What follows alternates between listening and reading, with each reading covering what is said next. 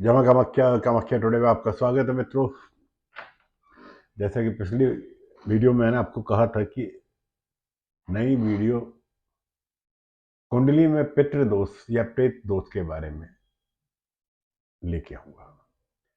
तो मित्रों, कुंडली में पितृदोष का सृजन दो ग्रहों के सूर्य और मंगल के पीड़ित होने से बनता है, क्योंकि ये सूर्य का संबंध पिता और मंगल का संबंध रक्त से होता है। सूर्य के लिए पाप ग्रह शनि, राहु और केतु माने गए हैं। अतः जब सूर्य का इन ग्रहों के साथ दृष्टि या युक्ति संबंध हो जाए तो सूर्य कृत पितृदोष का निर्माण होता है। इसी प्रकार मंगल यदि राहु या केतु के साथ हो या इनसे दृष्ट हो तो मंगल कृत पितृ दोष का निर्माण होता है। सामान्यतः यह देखा जाता है कि सूर्यकृत पितृदोष होने से जातक अपने परिवार या कुटुंब में अपने से बड़े व्यक्तियों से विचार नहीं मिलते। वहीं मंगलकृत पितृदोष होने से जातक के अपने परिवार के कुटुंब में अपने छोटे व्यक्तियों से विचार नहीं मिलते। सूर्य और मंगल की राहु से युक्ति अत्यंत विषम स्थिति पैदा कर देती है, क्योंकि राहु एक पृथककारी ग्रह है तथा सूर्य और मंगल को उनके कारकों से पृथक कर देता है, अलग कर देता है। मैं अपने अनुभव से इन दोषों के निवारण के बारे में बताऊंगा। आइए अब जानते हैं कि इन दोषों का क्या उपाय है। अगर मंगलकृत दोष आपके बनते हैं, सूर्यकृत दोष बनते हैं, तो आपको क्या करना चाहिए मित्रों?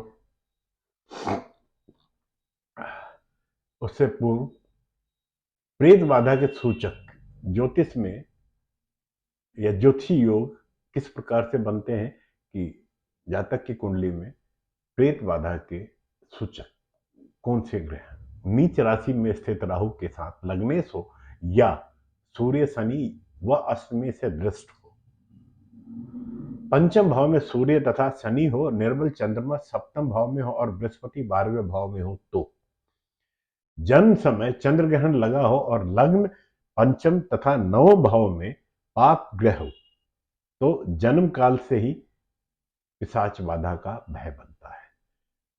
छठे भाव में पाप ग्रहों से युक्त या दृष्ट राहु तथा केतु की स्थिति भी पैशाचिक बाधा उत्पन्न करती है। लग्न में शनि राहु की युक्ति हो अथवा दोनों में से कोई एक ग्रह की स्थिति हो अथवा लग्नस्थ राहु पर शनि की दृष्टि हो, लग्नस्थ केतु पर कई पाप ग्रहों की दृष्टि हो तो भी, निर्बल चंद्रमा के साथ शनि का अष्टम में हो तो पिशाच भूत प्रेत मसान आदि का भय बना रहता है। निर्बल चंद्रमा षष्ठम भाव अथवा 12वें में मंगल राहु और या केतु के साथ हो तो भी पिशाच भय बना रहता है। चर राशि मेष कर्क तुला मकर में लग्न पर यदि षष्ठेश की दृष्टि हो, एकादश भाव में मंगल हो तथा 9 भाव में स्थिर राशि सिंह वृश्चिक और कुंभ और सप्तम भाव में द्वितीय स्वभाव राशि मिथुन कन्या धनु या मीन हो, लग्न भाव मंगल से दृष्ट हो तथा षष्ठेश दशम सप्तम या लग्न भाव में स्थित हो, मंगल यदि लग्नेश के साथ केंद्र या लग्न भाव में स्थित हो और छठे भाव का स्वामी लग्नस्थ हो,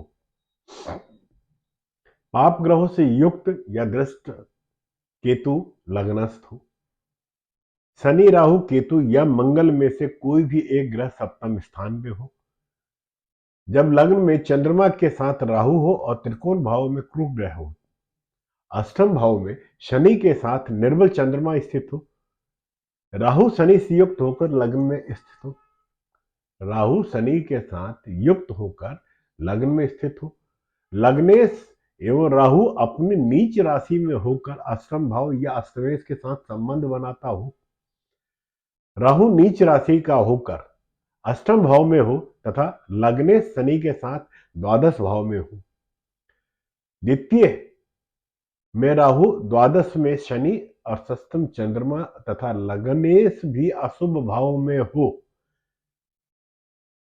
चंद्रमा तथा राहु दोनों ही नीच राशि में होकर अष्टम भाव में हो। चतुर्थ भाव में उच्च का राहु हो, वक्री मंगल द्वादश भाव में हो तथा अमावस्या तिथि का जन्म हो। नीच सूर्य के साथ में केतु हो तथा उस पर शनि की दृष्टि हो तथा लग्नेश भी नीच राशि का हो। जिन जातकों की कुंडली में ये योग है तो उन्हें विशेष सावधानी पूर्वक रहना चाहिए तथा संयमित जीवन शैली का आश्रय ग्रहण करना चाहिए। जिन बाह्य परिस्थितियों के कारण प्रेत बाधा का प्रकोप होता है उससे विशेष रूप से बचकर रहना चाहिए। मित्रों, इस चर्चा को यहीं संपन्न करता हूं। नए विषय के साथ नए वीडियो में आपके सम्मुख उपस्थित होता हूं। जय मां कामाख्या।